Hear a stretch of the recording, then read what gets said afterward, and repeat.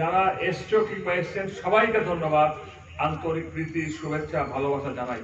আফসোসটা কোন জায়গায়, আপনাদের প্রচুর ছেলে মেয়ে কি অংশ এসছে শুক্রবার 21শে জুন অর্থাৎ 10তম আন্তর্জাতিক যোগা দিবস ঘটা পালিত হল উত্তর জেলা সদর ধর্মনগরে বিবেকানন্দ সার্ধ শতবার্ষিকী ভবন প্রাঙ্গণে এর মূল অনুষ্ঠান অনুষ্ঠিত হয়। উপস্থিত ছিলেন বিধানসভার অধ্যক্ষ তথা ধর্মনগরের বিধায়ক বিশ্ববন্ধু সেন, পুর পরিষদের চেয়ারম্যান প্রদ্যুৎ দেশ সরকার, জেলা পরিষদের সভাধিপতি ভবতোষ দাস, উত্তর জেলাশাসক ও সমাহর্তা দেবপ্রিয় বর্ধন, জেলার পুলিশ সুপার ভানুপদ চক্রবর্তী, জেলার মুখ্য স্বাস্থ্য আধিকারিক, শিক্ষা অধিকর্তা এবং ক্রীড়া ও যুব কল্যাণ দপ্তরের অধিকর্তা সহ বিভিন্ন দপ্তরের কর্মকর্তারা। অধ্যক্ষ শ্রী সেন বলেন, 8 থেকে 80 সকলের যোগা ব্যায়ামের মাধ্যমে সুস্থ থাকতে পারবে। এই দিনটি সারা বিশ্বে যোগা দিবস হিসেবে পালন করা হয়ে থাকে। তাই তিনি সকল স্তরের জনগণের প্রতি আহ্বান জানান যেন নিয়মিত যোগ ব্যায়াম করেন।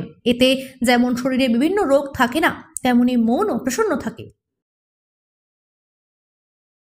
দিবস এটা রাষ্ট্রসংঘ স্বীকৃত বিশ্ব যোগা দিবস। এই মুভমেন্টটা তৈরি করেছেন আমাদের ভারতবর্ষের মাননীয় প্রধানমন্ত্রী নরেন্দ্র মোদীজি। ঘরে ঘরে যোগচর্চা, যোগ ব্যায়াম পৌঁছে দেবার ওনার যে আপ্রাণ প্রচেষ্টা, 21 জুন এটা সারা পৃথিবীতে আজকে যোগ প্রক্রিয়া চলছে, যোগ ক্রিয়া চলছে।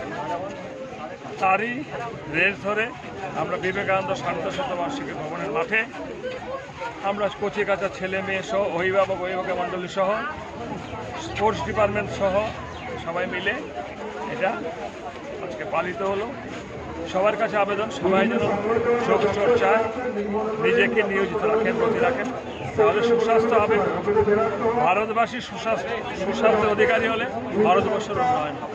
আমরা জানি যে আপনি প্রতিদিনই যোগচর্চা করে থাকেন, তো কতটুকু উপকার আপনি পেয়েছেন এবং কতটুকু প্রয়োজনীয়তা আছে সেই যোগার নিয়ে?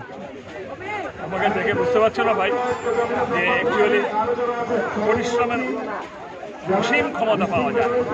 মাথা ঠান্ডা রাখে, মন মানসিকতা ঠান্ডা রাখে, শরীরটা ফিট থাকে। অসুখ হবে, রোগ হবে, কিন্তু পরিমাণ অনেক কম। আর এই যে কোভিড থেকে যখন বলছিল যে সবাই কেউ বাড়ি থেকে বেরোবেন না, কোভিড যখন শুরু হয় তখন আমার বয়স 67, কোভিড হওয়ার পরে তো বেঁচে ফিরালো ভগবান ঈশ্বর, ঠিক আছে। এখন স্বাস্থ্য চর্চার কারণে মৃত্যু তো একদিন হবেই, কিন্তু শরীরটাকে সুস্থ রেখে মানুষের কাজ করে যেই কাজে যুক্ত আছি, রাজনীতিতে মানুষের সেবা করা। শরীর সুস্থ হলে মানুষের সেবা করা যাবে না, দেশের সেবা করা যাবে।